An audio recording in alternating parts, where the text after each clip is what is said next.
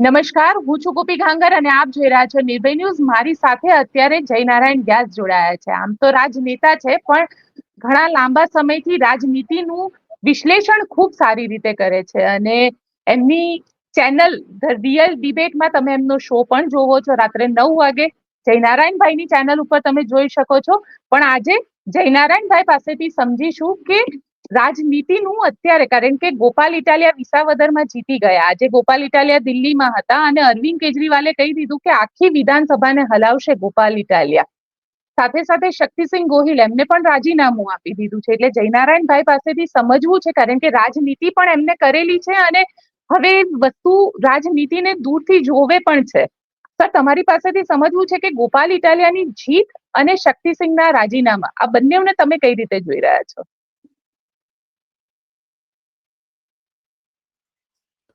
બેન, જ્યાં સુધી આ બંને પ્રસંગો આપે પૂછ્યા, શક્તિસિંહનું રાજીનામું અને ગોપાલ ઇટાલિયાની જીત, પહેલા આપણે ગોપાલ ઇટાલિયાને લઈએ. ગોપાલ ઇટાલિયા પાસેથી અપેક્ષાઓ ઘણી છે, એટલે હવે માત્ર બ્રેવાડો કરે નહીં ચાલે. એમણે જે કંઈ વચનો આપ્યા છે એની પૂર્તિ માટે એમણે ઝઝૂમવું પડશે અને એ સત્તાધારી પક્ષમાં નથી, એટલે વિપક્ષે રહીને કામ કરાવવાનું, સામાપુરે તરવાનું કામ કરવું પડશે.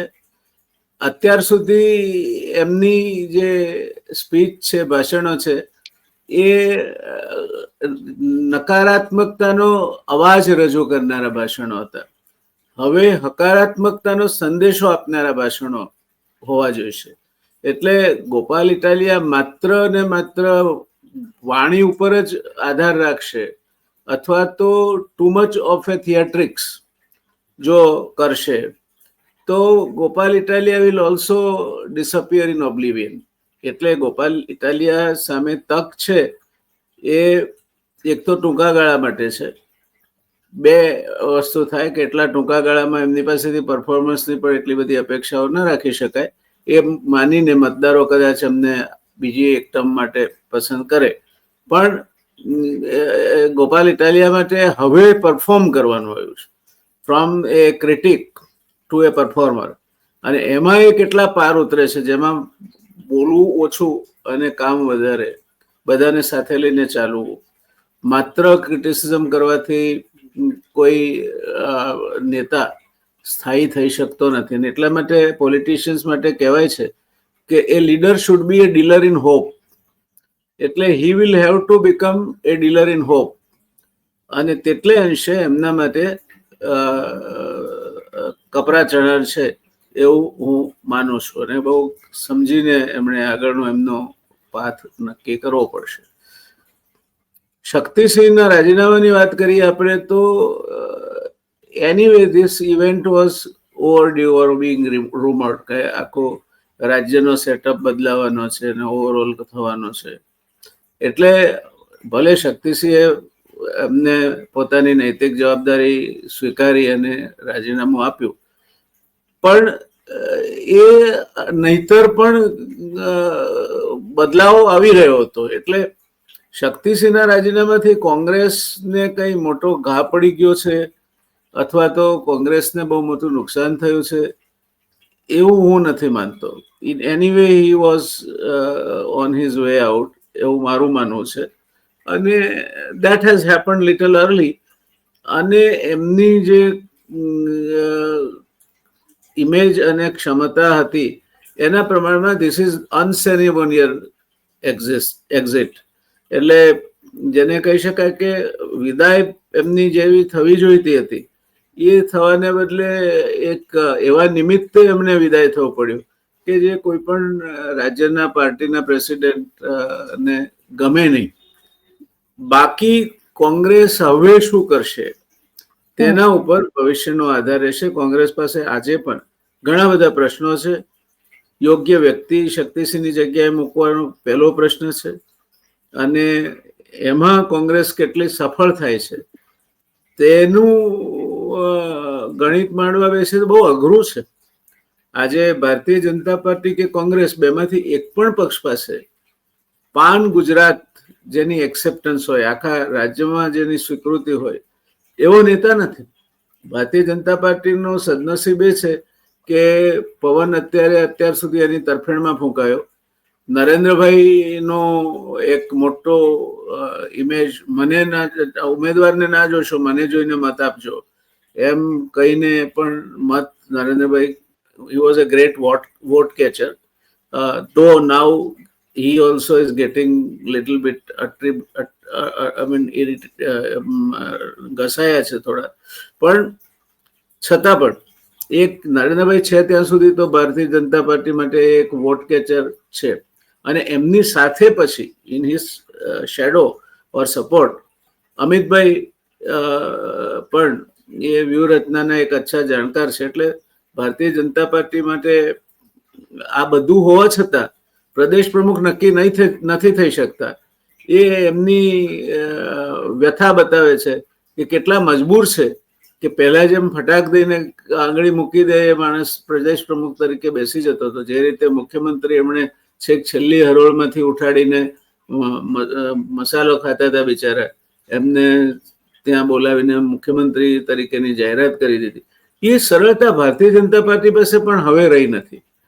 બીજું, ભારતીય જનતા પાર્ટી પાસે રિજિયોનલ ક્ષાત્રપ્સ પણ નથી. પહેલા દાખલા તરીકે સૌરાષ્ટ્રની જ વાત કરીએ તો કેશુભાઈ હતા, ભાઈ વલ્લભ કથિરિયા હતા, વજુભાઈ વાળા હતા, ચિમન શુક્લા હતા, અરવિંદ મણિયાર હતા. એવા દિગ્ગજ નામો આજે ભારતીય જનતા પાર્ટી સૌરાષ્ટ્ર માટે કોઈ આપી શકે તેવું નથી.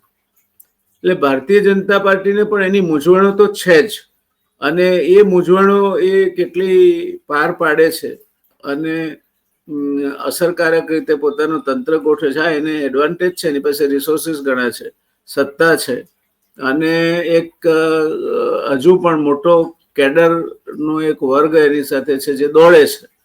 જે કોંગ્રેસ પાસે બેઝ વોટ છે, કોંગ્રેસ પાસે પણ 30% કરતા વધારે બેઝ વોટ છે, પણ કોંગ્રેસ એને હાર્મોનાઇઝ કરીને મતપેટી સુધી લઈ જઈ શકતી નથી, કારણ કે વચ્ચે મિસિંગ લિંક છે. વચ્ચેના જે ટોચના નેતા અને આ વોટર, એની વચ્ચેનો જે ગેપ છે તે કોંગ્રેસ પાસે મારી સમજ મુજબ અને મારા મત મુજબ નથી, અને એની મોટામાં મોટી મર્યાદા છે. એટલે એને રાત નાની ને વેશ ઝાઝા કરવાના છે. ઘણા ટૂંકા સમયમાં આ ખાલી જગ્યા પૂરવાનું કામ એને કરવું પડશે. સર, પણ સાથે સવાલ એ છે, કેમ કે આજે અરવિંદ કેજરીવાલ, ગોપાલ ઇટાલિયા દિલ્હીમાં છે અને અરવિંદ કેજરીવાલ ત્યાં આગળ ભાષણ આપતા એવું બોલ્યા કે કોંગ્રેસના નેતાઓ અને ભાજપના નેતાઓ, કોંગ્રેસના નેતાઓ રેસના ઘોડા અને લગનના ઘોડાની વાતો કરે છે, પણ જ્યારે ચૂંટણી આવે ત્યારે કોંગ્રેસની જે લોકો વચ્ચેનું એક્સેપ્ટન્સ હોય છે, એક્સેપ્ટન્સ નથી. અને એટલા માટે જ ભારતીય જનતા પાર્ટીની છેલ્લા 30 વર્ષથી સરકાર છે ગુજરાતમાં. એ કદાચ ભારતીય જનતા પાર્ટીને ગમે એવું સ્ટેટમેન્ટ છે, કારણ કે ભારતીય જનતા પાર્ટીને શું ગમે કે એમના મુખ્ય વિરોધ પક્ષ તરીકે રાષ્ટ્રીય પાર્ટી કોંગ્રેસ ના હોય, અને આમ આદમી પાર્ટીએ જે ગઈ વિધાનસભામાં પણ ભારતીય જનતા પાર્ટીનો સ્પોઇલ સ્પોટ જો કોઈએ કર્યું હોય તો આમ આદમી પાર્ટીએ કર્યું હતું. એટલે કેજરીવાલ ઇઝ અ ડાયસી પ્લેયર.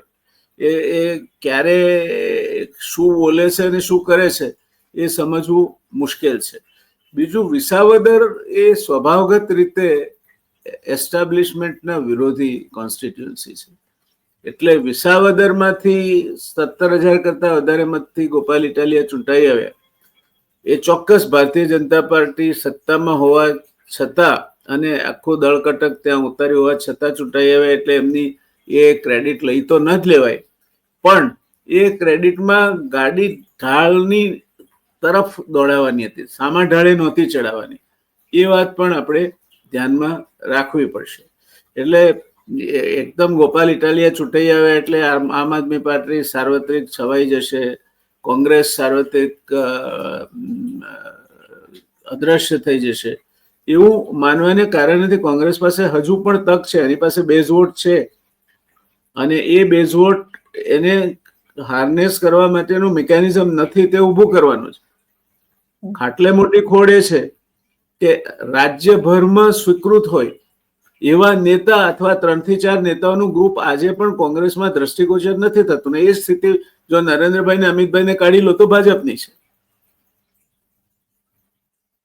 એટલે પણ સર કેજરીવાલે શું કહ્યું એને બહુ જાજુ તવજ્જો હું નથી આપતો.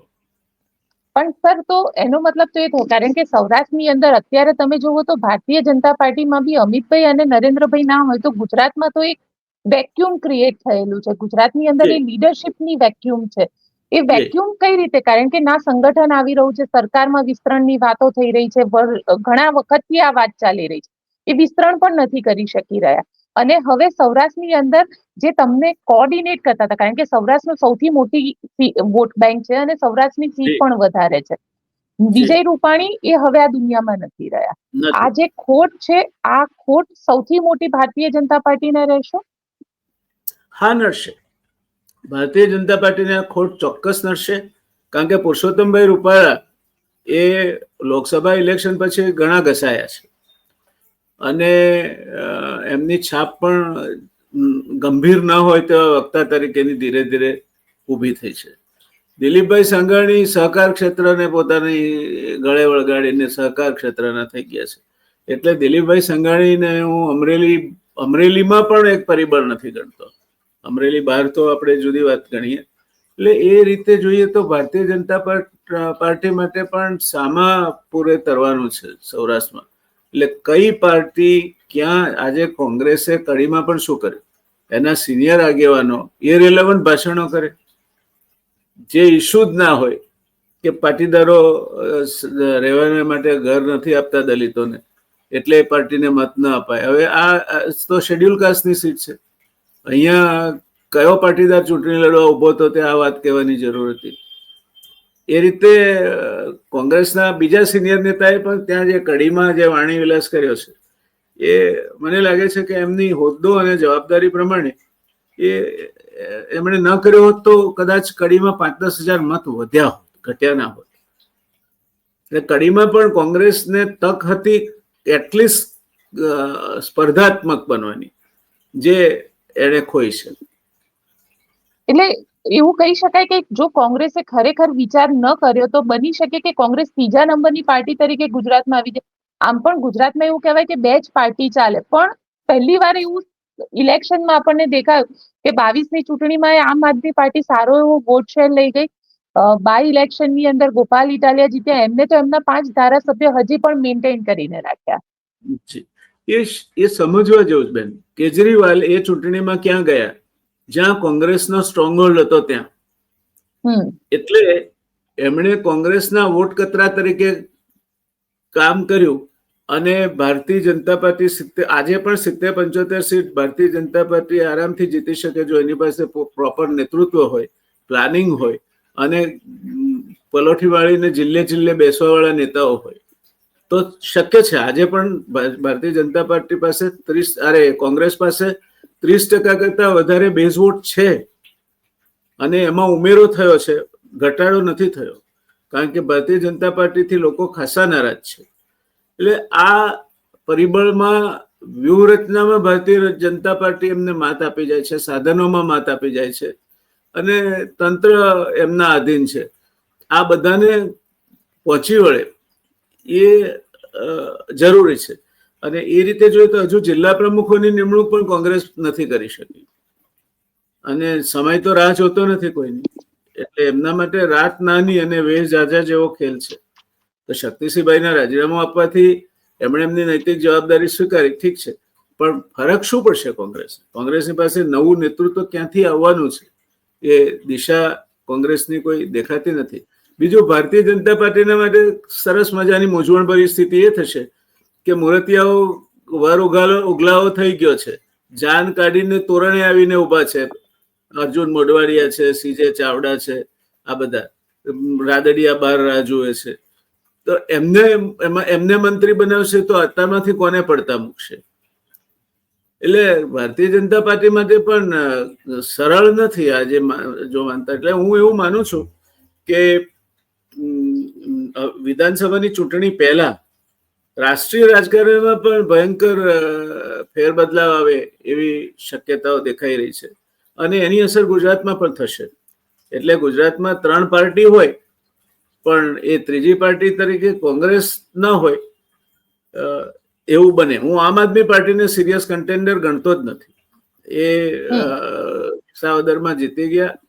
ગોપાલ ઇટાલિયાની જીત છે એમ કહીએ તો ચાલે, આમ આદમી પાર્ટીની જીત નથી. અને વિસાવદરનો મૂળ સ્વભાવ એસ્ટાબ્લિશમેન્ટ વિરુદ્ધ રહેવાનો છે. અને કોંગ્રેસની અંદરની દાખલા તરીકે જવાહર ચાવડાનો રોલની વાત કરીએ કે બીજી વાત કરીએ તો એમની અંદરની ફાટફૂટ પણ ભારતીય જનતા પાર્ટીને નડી છે. કોઈ રાદડિયાને તોડવા માંગતું હતું, કોઈ બીજી બાજુ ખોડલધામનો રોલ પણ કદાચ ગોપાલ ઇટાલિયાને થોડો ઘણો મદદરૂપ થાય તેવો હતો. એટલે આ બધામાં જે પતંગ ચગ્યા ને એકબીજાને ખેંચીને કાપ્યા ને કોઈએ દિલ મૂકીને કાપ્યા, એમાં પોતાના પતંગ કાપ્યા હોય ભારતીય જનતા પાર્ટી, એવું પણ બન્યું છે. એટલે હવે ભારતીય જનતા પાર્ટી અગાઉની ભારતીય જનતા પાર્ટી નથી કે જેને બેસી જાઓ કે તો બેસી જાય, રૂક જાઓ કે તો રોકાઈ જાય. હવેનું જે ભારતીય જનતા પાર્ટીનું કદ અને કલેવર હશે એ તદ્દન જુદું હશે. કારણ કે નરેન્દ્રભાઈ ક્યાં સુધી વોટ કેચર તરીકેનો રોલ અદા કરશે? For far too long he has carried the party on his shoulders. અને એટલે જ કદાચ નાનું વિરાણીએ પોતે લેટર લખ્યો અને લેટરમાં જૂની ભારતીય જનતા પાર્ટી યાદ કરાવડાવી. એ નાનું વાનાણીનો કાગળ છે ને એ એક હળવા હાસ્ય પ્રસંગ તરીકે ચાલે તેવો છે. એમને 10 પત્તાનો કાગળ આટલું કહેવા માટે લખવાની ક્યાં જરૂર હતી? તો is part of Bharatiya Janata Party, is remain closer to the leadership. અને સુરતમાં પણ એમનું એક વગ હતી, હું છે એમ નથી કહેતો.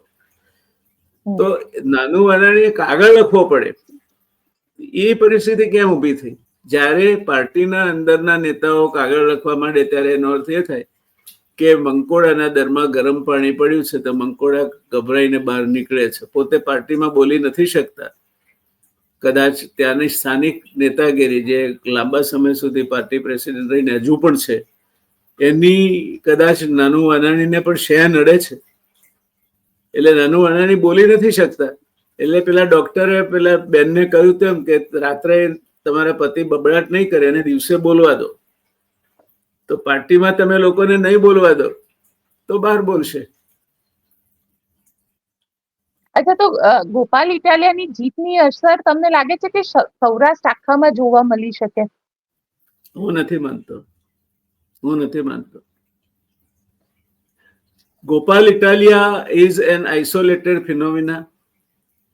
અને એ રાતોરાત એક સિરિયસ ઘટના બની જાય. પહેલું તો એ માટેનો સમય ઓછો છે. બીજું, ગોપાલ ઇટાલિયા પાસેથી જે અપેક્ષાઓ છે, એમણે જે કઈ વાતો કરી છે એમાં એ અપેક્ષાઓમાં જો એ ઘર્ષણનો માર્ગ પસંદ કરશે, જે હાર્દિક પટેલે પસંદ કર્યો કે જે જિગ્નેશ મેવાણીએ પસંદ કર્યો, તો ઘર્ષણનો માર્ગ પસંદ કરનાર નેતાઓ લાંબુ જઈ શકતા નથી. એટલે નેતા એવો હોવો જોઈએ કે જે લોકોને કંઈક હું તમને કંઈક આપું છું, આપી શકું છું એવી આશા ઉપર ચાલે. ઓલવેઝ ઘર્ષણ અને negativity doesn't build a long time leader. તો સર, કારણ કે જે રીતે આ આખું થયું એટલે વિસાવદરની ચૂંટણીએ ઘણા બધા લોકો ઉપર સવાલ ઉભો કર્યો, જેમાંથી એક હતા જયેશ રાદડિયા, વિઠ્ઠલ રાદડિયાના દીકરા. અને જયેશ રાદડિયા ઓલરેડી આમ તો મૂળ કોંગ્રેસી કહેવાય, પણ અત્યારે ભારતીય જનતા પાર્ટીમાં છે, જેમના મંત્રી બનવાની ચર્ચા પુષ્કળ ચાલી રહી છે. અને હવે આ ચૂંટણીને લઈને પણ ઘણી બધી વાત થઈ રહી છે. તમને શું લાગે છે, જયેશ રાદડિયા હોય કે જવાહર ચાવડાએ એ પણ ભારતીય જનતા પાર્ટીમાં છે, એમને મદદ કરી ગોપાલ ઇટાલિયાને, એવી ચર્ચા છે. એટલે આ બધા જે કોંગ્રેસ ફેક્ટર જે અત્યારે બીજેપીની અંદર છે, આ બધું કેટલું નડી શકે? નહીં, ઘણું નડી શકે, પ્રોવાઇડેડ કે સામે પક્ષે એનો લાભ લેતા આવડે. આ બધું હોવા છતાંય 10% જનમત તો ફેન્સ સીટર હોય છે, જે જીતતું હોય ને પોતાનો મત આપે છે, પોતાનો મત બગાડવા નથી માંગતો. એટલે તમે જો એવી છાપ ઊભી કરી શકો કે you are A serious contender for the Gandhinagar thrown, તો લોકો તમારા તરફ 10% તો એમ જ સિંગ થઈ જશે.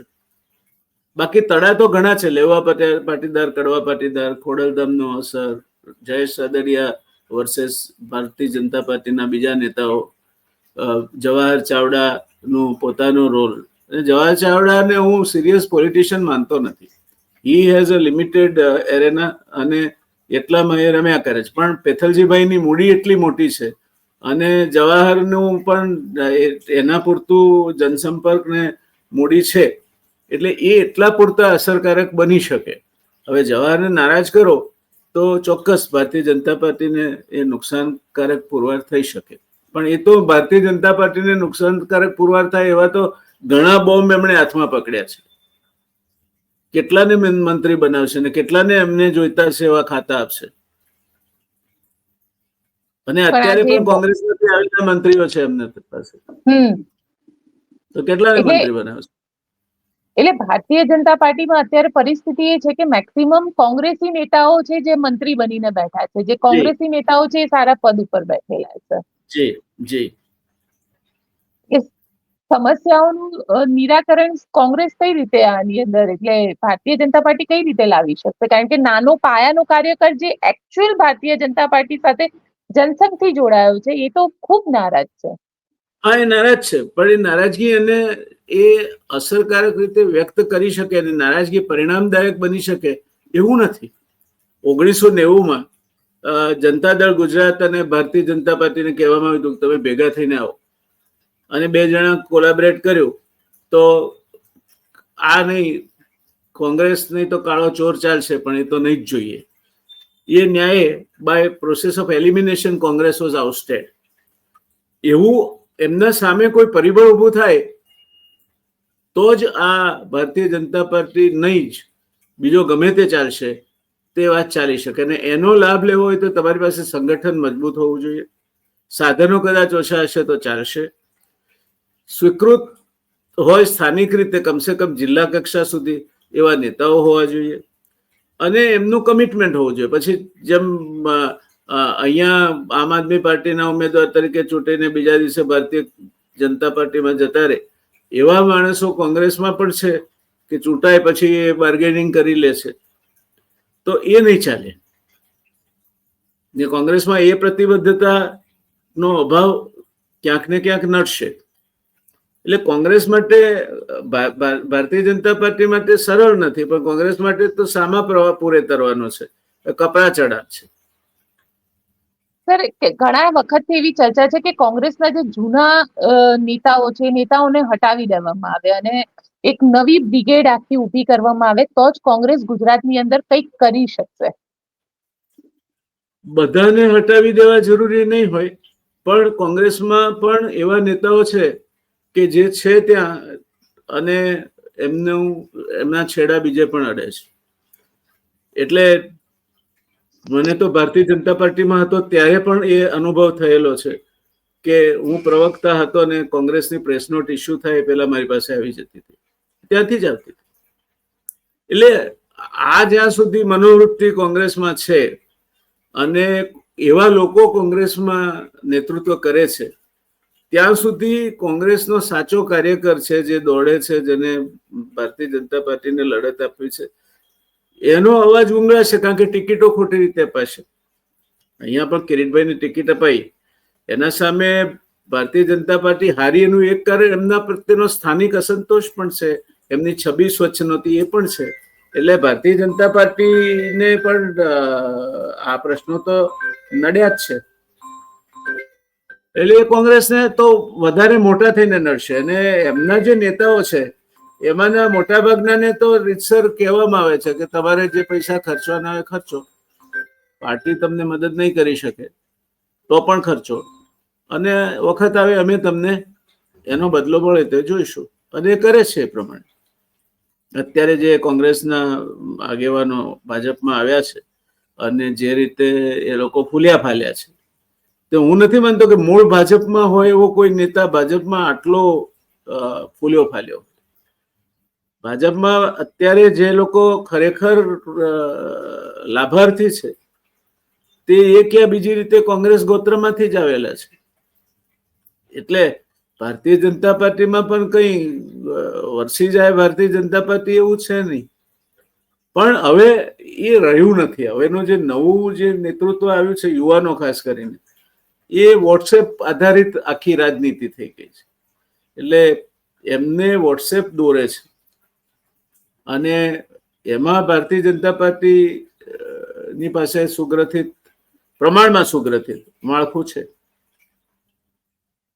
પણ છેલ્લો સવાલ સર પૂછી લઉં તમને શું લાગી રહ્યું 27ની ચૂંટણીમાં શું હોઈ શકે? કારણ કે આમ આદમી પાર્ટી પણ એટલી જ મહેનત કરશે, આ કોંગ્રેસ પણ એટલી જ, કારણ કે કોંગ્રેસમાં હજી લીડરશિપની એ કમી આપણને જોવા મળી શકે કે લીડરશિપ લેશે કોણ અને લેશે તો એ સર્વસ્વીકૃત હશે કે નહીં.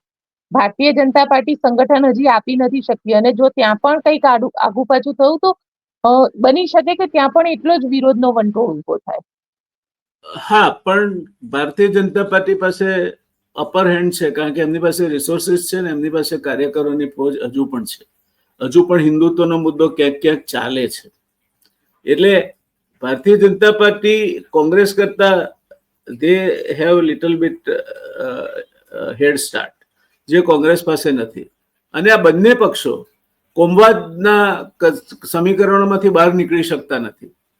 આટલી સીટો આને આપી, આટલી સીટો આને આપી, આટલી સીટો આને આપી, દરેકના પાછા એના તળ અને એના પેટા તળ, અને પછી એમના નેતાઓ એ એમના જિલ્લાના સર્વે સર્વા થઈ જાય.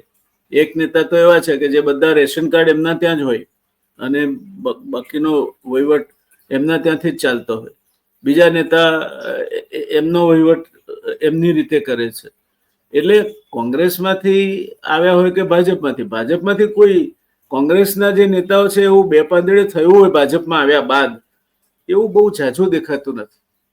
જ્યારે કોંગ્રેસના નેતાઓને ભાજપ ફળી છે એટલે કોંગ્રેસમાંથી ભાજપ તરફ ખેંચાણ એ એક કોંગ્રેસ માટેની ચેલેન્જ તો હશે જ. પણ 2027 માટેની હું આગાહી કરતા અત્યારે એટલા માટે અચકાઉં છું કે મારી મર્યાદિત સમજ પ્રમાણે 2027નું આખા દેશનું રાજકારણ એક બદલાવ તરફ જઈ રહ્યું છે અને એમાં ભયંકર ઉથલપાથલ થાય તે પ્રકારની શક્યતાઓ દેખાય છે. હવે એ શક્યતાઓ કેટલી બળવત્તર બનશે, શું થશે, ભારતીય જનતા પાર્ટી આમની આમ રહેશે કે ભારતીય જનતા પાર્ટી અક્ષુણ્ણ નહીં રહેતા, એમાં પણ ભાગલા પડશે, આ આજની તારીખમાં કળવું મુશ્કેલ છે. શક્યતાઓ સ્પષ્ટ દેખાઈ રહી છે કે નરેન્દ્રભાઈના ઉત્તરાધિકારી જો કઈ રાજ્યમાં પ્રદેશ પ્રમુખ નિમવાનું કામ આટલું મુશ્કેલ હોય ભારતીય જનતા પાર્ટી માટે, તો નરેન્દ્રભાઈના ઉત્તરાધિકારી અને કેન્દ્રીય રાષ્ટ્રીય પ્રમુખ એ નિમવાનું કામ કેટલું મુશ્કેલ હશે. રાષ્ટ્રીય સ્વયંસેવક સંઘ હવે પાછો કંઈક મોહભંગ થયો છે, હવે ધીરે ધીરે શમી ગયો એનો ઉભરો એવું લાગે છે. એટલે ત્યાં પણ બધું હાલક ડોલક બહુ છે. એટલે ભારતીય જનતા પાર્ટીએ કઈ આમ સલામત નાવમાં મુસાફરી કરી રહી છે એવું નથી દેખાતું. પણ ઘણું બધું બદલાશે આ દેશની રાજનીતિમાં અને let's wait for summing it up by 26 end. 26ના અંત સુધીમાં મને લાગે છે કે જે કંઈ અંતર પ્રવાહો છે તે વધારે સ્પષ્ટ, અને હું નથી માનતો આમ આદમી પાર્ટીનો રોલ એ રૂલિંગ પાર્ટી બનવા તરફનો કે મેજર ઓપોઝિશન પાર્ટી બનવા તરફનો હોય. હું હજુ પણ આમ આદમી પાર્ટીને ભારતીય જનતા પાર્ટીની બી ટીમ જ ગણું છું અને આમ આદમી પાર્ટી ભાજપ માટે જ્યાં કપરું હશે ત્યાં વોટ કતરા તરીકે કામ ચોક્કસ કરશે. બિલકુલ સર, આપ અમારી સાથે. જી સર. એટલે એ સ્પષ્ટ દેખાય છે. સર, આપ અમારી સાથે જોડાયા તેના માટે આપનો ખૂબ ખૂબ આભાર. ધન્યવાદ. It is always a pleasure. Thank you sir.